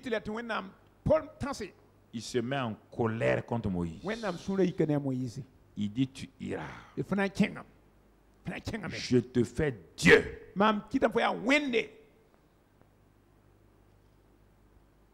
Exode 4. Dieu frappe un coup. Parce que dans ta mentalité de juif égyptien, Pharaon est déjà un dieu. Et le fait que tu as vécu 40 ans dans le désert, ton vieil homme dit on ne peut pas vaincre Pharaon.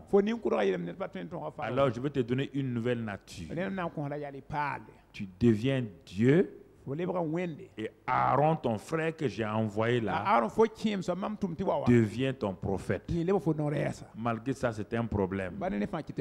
Dieu dit à Moïse, dans Exode 7, verset 1, maintenant il dit, je te fais Dieu pour Pharaon lui-même. Et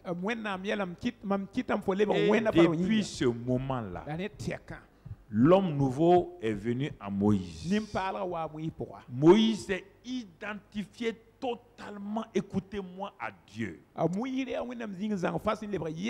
Si vous pouvez avoir cette révélation. Moïse qui était là, complètement culpabilisé, rejeté, donc complexe d'infériorité, luttant avec lui-même.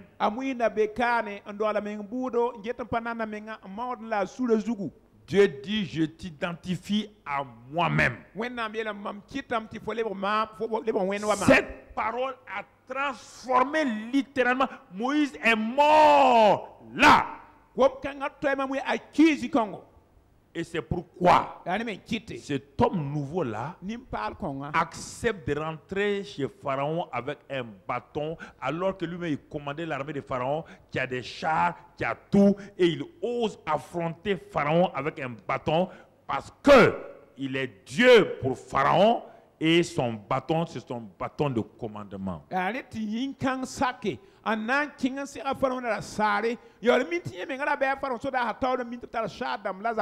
te pose la question. Depuis que tu as vu Moïse dans Exode 7, tu as vu Moïse avoir peur encore? Tu l'as vu, il a reculé devant une situation. Malgré les difficultés, c'est vrai qu'il dit ton peuple est constant, mais tu l'as vu reculer? C'est le peuple qui a créé un problème à Moïse, ce n'est pas Dieu. Il n'a jamais eu peur de rencontrer quelqu'un. Pourquoi? Il s'est identifié à Dieu. Dieu l'a identifié à lui-même. Moïse, sa vie est totalement... Ce n'est plus le même homme. Ce n'est plus le même homme. Il va partout. Partout. Dieu l'amène sur la montagne.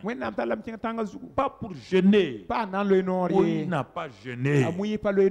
Dieu a dit à Moïse, je vais te rencontrer sur la montagne. Laisse tout le monde, va seul. Jacob resta seul. Moïse resta seul. Dans Exode 24, Moïse est resté seul. Et la gloire de Dieu a enveloppé donc la montagne. Les oreilles de Moïse seront exercées. L'œuvre de Dieu est très grande. Moïse doit être formaté dans la gloire de Dieu. Parce que ce que Moïse va faire est plus grand que Jacob. Jacob n'a pas eu de combat sauf contre lui-même. Moïse doit affronter les plus fortes puissances de ce monde-là, et l'Égypte était la puissance la plus forte. Il a fallu qu'il reste sur la montagne pendant 40 jours. Non, il est resté 40 jours. Il n'a pas mangé, n'a pas bu. Ce n'est pas un jeûne. Si tu vas faire jeûne de 40 jours sans boire, on va t'enterrer ici. On va te mettre dans un cercueil en or et puis on va t'enterrer.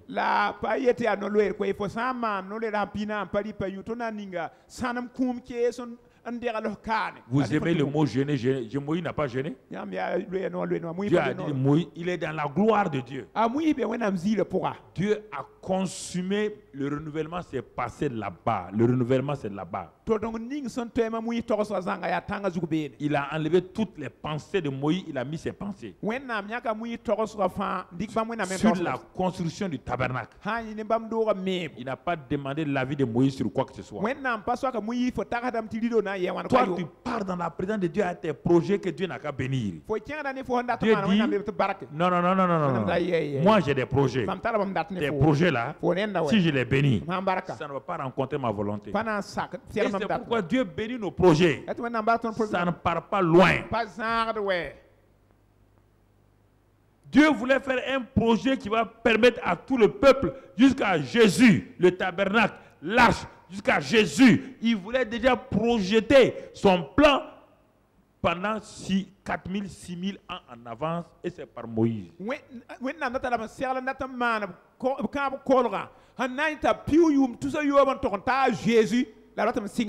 Moïse a laissé tous ses plans. Il n'a même pas demandé que lui, il voudrait que le rideau là soit bleu ou rouge. Notre problème, nous avons nos projets que nous donnons à Dieu, il est béni, et nos mains sont remplies de projets inutiles qui nous embarrassent, qui nous créent des problèmes, et les projets de Dieu sont posés.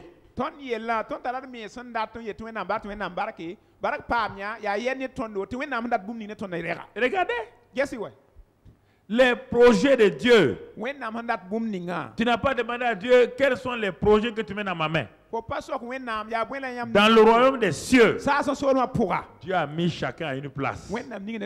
Il a mis les femmes à leur place, les hommes à leur place, les jeunes à leur place, les anciens à leur place. Il a donné à chacun. Il a donné des dons. Il a donné des capacités. Il a donné des potentiels pour l'œuvre de Dieu. Et nous ne nous ressemblons pas. Toi, tes mains sont remplies de tes propres projets. Quand tu vas faire l'œuvre de Dieu? L'œuvre de Dieu, ce n'est pas être pasteur et être docteur. Non.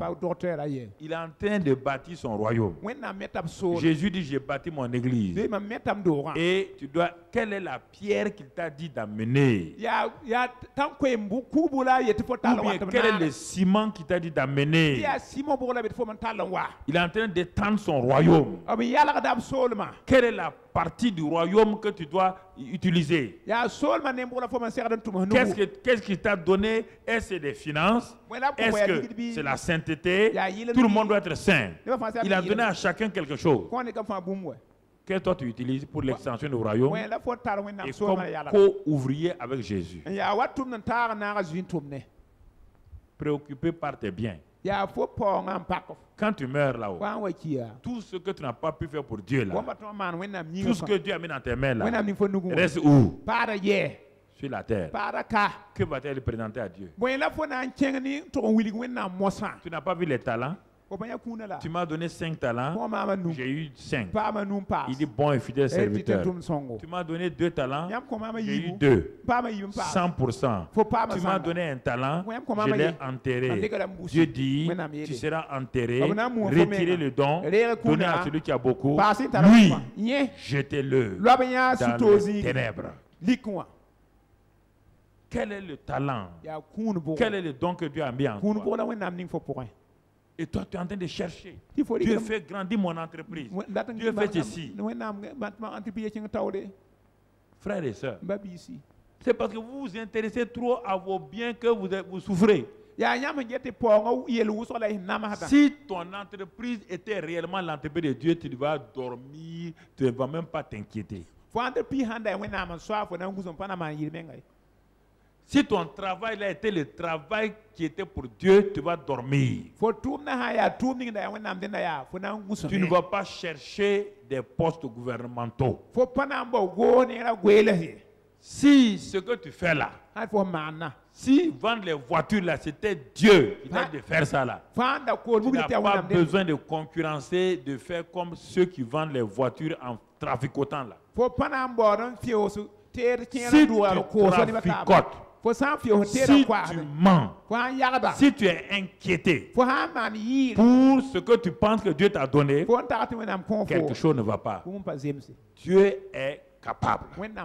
Il est suffisant. Il veut que tu sois gérant de ses dons. Et ceux qui ont eu des talents, on les appelle des gérants. Parce qu'on leur a donné des capacités. Ils n'ont pas enlevé 1 ou 2 talents pour garder pour eux-mêmes. On leur a donné 5, il a gagné 5, il a donné les 5 à Dieu. Et Dieu lui a donné 10 villes pour régner. Il n'a pas enlevé 2. Il n'a pas dit je vais enlever 2. Non. Qu'est-ce que Dieu a mis dans ta main? Est-ce que tu l'as redonné à Dieu au complet dans la perfection, ou bien tu enlèves des choses pour toi-même? Ah, mais tu vas régner sur quoi? Tu commences à manger déjà toi-même. Tu dis, mais et les villes sur lesquelles tu dois régner? Il dit, mais donnez à lui là. On dit, mais il a 10. Il dit, non, non, justement. Donnez-lui. Regardez dans beaucoup de religions chrétiennes, quand les gens meurent maintenant, on prend leur trou pour donner à l'église. Regarde comment les gens font avec ça. Regarde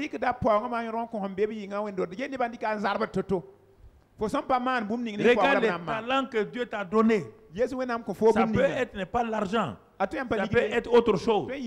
Ça peut être l'évangélisation. Tu n'utilises pas ça. Mais dans le royaume, chacun a un poste. Comme avec Néhémie. Néhémie avait placé chaque famille à un poste bien précis. Chacun tenait une épée et tenait sa truelle, et chacun avait une porte, une portion de muraille à élever. Chaque famille.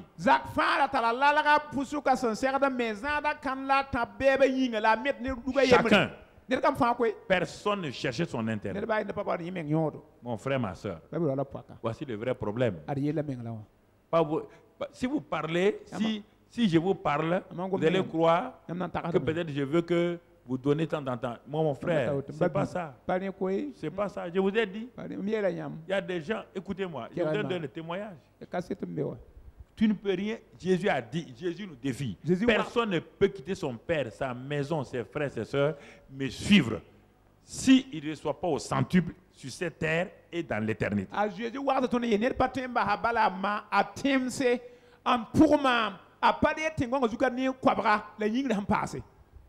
Vous comprenez? Vous voulez des bénédictions. Dieu vous donne l'argent, mais vous l'utilisez pour autre chose. C'est pourquoi l'argent a disparu.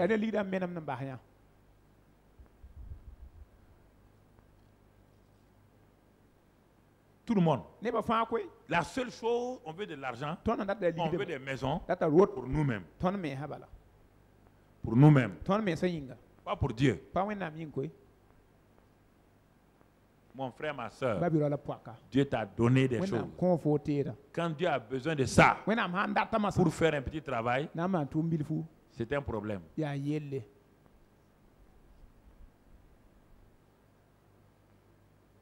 C'est un petit problème.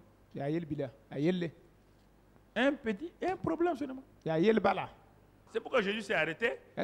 Les riches là ont donné de leur superflu. La seule personne qui a donné, c'est la veuve là. Elle a donné ce qu'elle devait manger. Elle a donné ce qu'elle devait prendre pour s'habiller.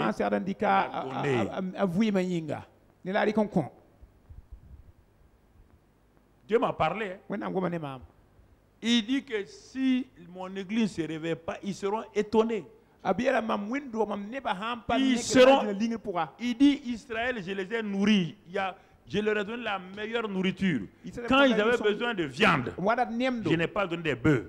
J'ai donné la viande de caille. La viande de caille aujourd'hui est la meilleure viande. Les œufs de caille, c'est les meilleurs œufs de ce monde-là. C'est avec ça qu'ils ont mangé. Je ne leur ai pas donné des bœufs. Ce que moi je donne là, c'est supérieur à ça. Je leur donne la manne.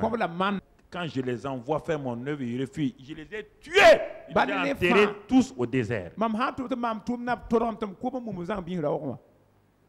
Tu comprends? C'est ça. Pourquoi Abraham, Jacob, Moïse ont été levés? Il a bouleversé toute l'Égypte. Toute l'Égypte. Les militaires avaient des fusils et des épées. Ils avaient des flèches. Mais personne jamais n'a jamais parlé mal contre Moïse et Aaron. Personne. Au contraire, pas dit à Pharaon, laisse l'homme la partie. Il va tuer tout le pays. On va tous mourir ici. Lis là-dedans. L'homme est trop dangereux. Il va tuer le pays. On va tous mourir ici. Parce que la lourdeur de la gloire de Dieu qui est sur lui là, c'est trop fort. Nous-mêmes, on a essayé de penser seulement qu'on va les tuer là, nos mains ont tremblé comme ça. Il dit Pharaon, lis-le, laisse-le partir. Voilà, dans Exode 10, Exode 11, tu vas trouver ça. Il faut le laisser partir. Sinon, on va tous mourir. Quand Dieu établit un homme, quand il te dit quelque chose, fais attention. Je ne suis pas à la recherche de ton argent. Je suis à la recherche de ta vie.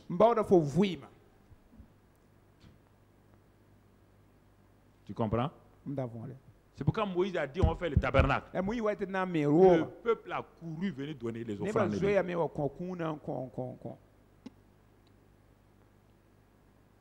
Il a couru. Le peuple dit quoi?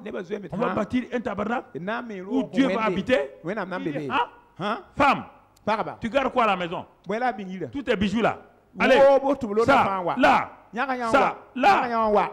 Mais ce peuple-là, il n'a jamais manqué de quelque chose.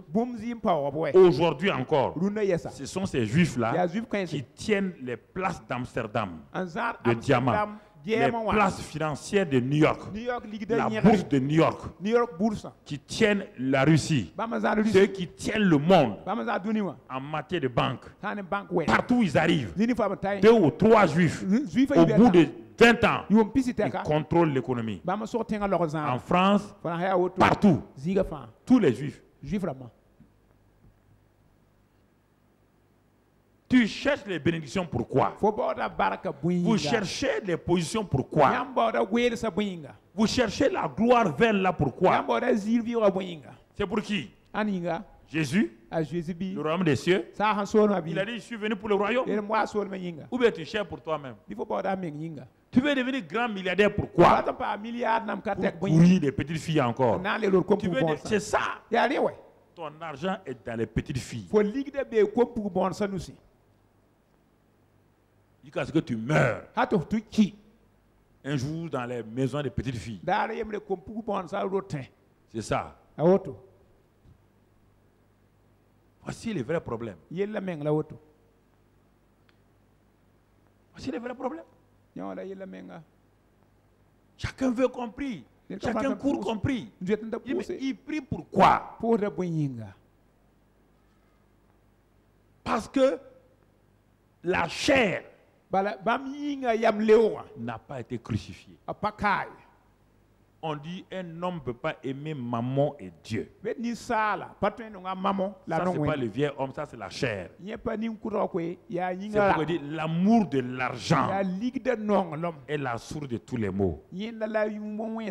Ça c'est la chair. De Galates 5,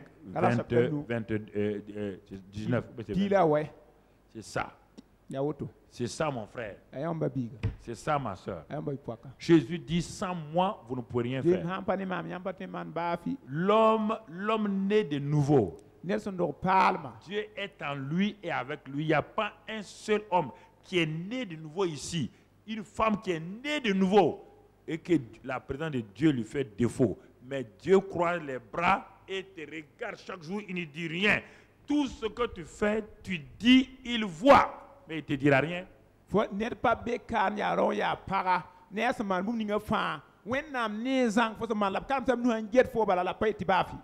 que tu as décidé de marcher selon la chair et non selon l'esprit.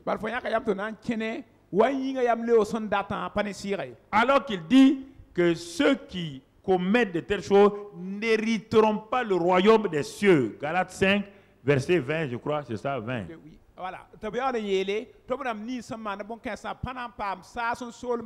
Hériter, ça veut dire quoi?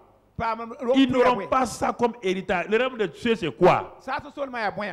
Tu le connais toi-même, Romains 14, 17. 1 Corinthiens 4, 20. Le règne de Dieu, c'est quoi? C'est la joie, la paix par le Saint-Esprit, c'est l'amour. C'est quoi? C'est la puissance. Dieu dit, si ta vie n'a pas de puissance, si ta vie n'a pas de paix, si ta vie n'a pas de repos, c'est parce que les œuvres de la chair dominent ta vie et empêchent le royaume de se manifester. Car le royaume des cieux est en toi, il est au milieu de vous, il est avec vous. Mais qu'est-ce qui l'empêche de se manifester? C'est les œuvres de ta chair. Les œuvres de la chair, on l'a déjà lu, tu le connais toi-même. Il dit ça empêche. Car l'arbre et sa branche, c'est la vie qui est dans l'arbre là qui va dans la branche. Et c'est la branche qui a été faite pour qu'on connaisse la nature de l'arbre. Est-ce que quand les gens te reconnaissent, ils peuvent dire ça c'est Jésus? Quand les gens veulent connaître un arbre, on ne regarde pas son tronc. On ne creuse pas pour regarder les racines. On lève les yeux, on regarde les branches, ce que les branches portent. Quand ils voient que les branches portent des oranges, on dit c'est un oranger. Tu as une branche. Mais quand on te regarde, on voit qui? Qui on voit? Ton fruit là, qui on voit? Tu as déjà vu du fruit sur un tronc? Non. C'est sur les branches. Il dit, je suis le cep. Vous êtes les branches. Il dit, si vous demeurez en moi et que je demeure en vous, vous porterez beaucoup de fruits. Car sans moi, vous ne pouvez rien faire. Dans le royaume des cieux, vous ne pouvez rien faire. Vous pouvez faire des choses au hasard. Vous pouvez être le premier footballeur. Vous pouvez avoir la Coupe du Monde. Vous pouvez être le premier entrepreneur du monde entier. Mais Dieu dit dans le royaume des cieux, tu n'es même pas classé. Tu n'es pas parmi les gens classés. Pourquoi? Parce que quand on te regarde, on ne voit pas. Tu ne me montres pas ma nature. C'est la branche qui montre la nature de l'arbre. Ça, tu ne peux pas contester. Quand même, tu le sais. Tu as déjà pris des mangues sur le tronc de l'arbre? C'est les branches. Quand tu lèves les branches, quand tu vois beaucoup d'arbres sans fruits au commencement, tu ne peux pas dire ça c'est manguier, ça c'est oranger. Non, si tu n'as jamais vu ça, tu ne peux pas dire. Mais quand tu vas voir les fruits, c'est ça qu'on appelle oranger. À cause de quoi? De l'orange sur la chaque arbre est déterminé par la branche. Et la branche là, l'élément faible là, c'est toi qui montre qui est Dieu. C'est pas quelqu'un. C'est toi. La plus petite branche du manguier porte tellement de mangues que ça veut se casser. Mais le manguier est fier de la branche. Le manguier est fier de la branche. C'est ça que Dieu veut pour nous. C'est ça, mon frère. Le vieux homme est crucifié. Et Dieu dit, positionne-toi pour porter du fruit. Je veux que là où partout où tu vas aller, que le monde voit à travers toi ma vie. Et quand il te regarde, qu'est-ce qu'il voit? On voit Merka. On voit protestant. On ne voit pas Jésus. On ne voit pas Jésus. On dit, ah ouais, tu es un gars du centre, non? On ne dit pas, tu es là, lui là, c'est un halal de Jésus. Non, quand tu vois sa vie même, c'est Jésus. On dirait que lui, il dort avec Dieu. C'est ça. Parce que tu ne peux pas faire autrement. Tu montres la nature de Dieu par ton fruit. À leurs fruits, on les reconnaîtra. On les reconnaîtra. Pas aux branches, pas aux bruits, ni aux racines. Non, à leurs branches. C'est ça le revêtement. L'oranger est revêtu de fruits. Quand les gens voient les fruits là, c'est un arbre fruit, un oranger avec beaucoup de... C'est ça le revêtement. C'est ça mon frère. Quand on voit un manguier, c'est le revêtement comme ça. Si on voit le fruit de l'esprit, on voit la nature de Dieu en toi. Ah, les gens disent, malgré sa faiblesse, malgré sa pauvreté là, il nous montre Dieu. Vraiment, toi là, ton Dieu il est authentique. Quand on te regarde, on voit que tu as Dieu. Tu es vrai. Tu es intègre. Vraiment, il n'y a pas de problème. Et puis quand on te fait du mal, tu pardonnes vite. On n'a jamais entendu dans ta maison des bagarres avec ton mari, ni avec ta femme. Pourquoi? Parce que la vie divine passe. Il n'y a pas autre chose, frère. Il n'y a pas autre christianisme. C'est Christ. La croix. Christ. La croix. Christ. La croix. Il n'y a pas autre chose. Tout le reste là, c'est par-dessus tout. Tout le reste. Tout le reste. La guérison. La délivrance. La prospérité. C'est du rien. L'élément principal, c'est Christ et sa croix. Je ne veux savoir parmi vous autre chose que Christ et Christ crucifié. Dit Paul.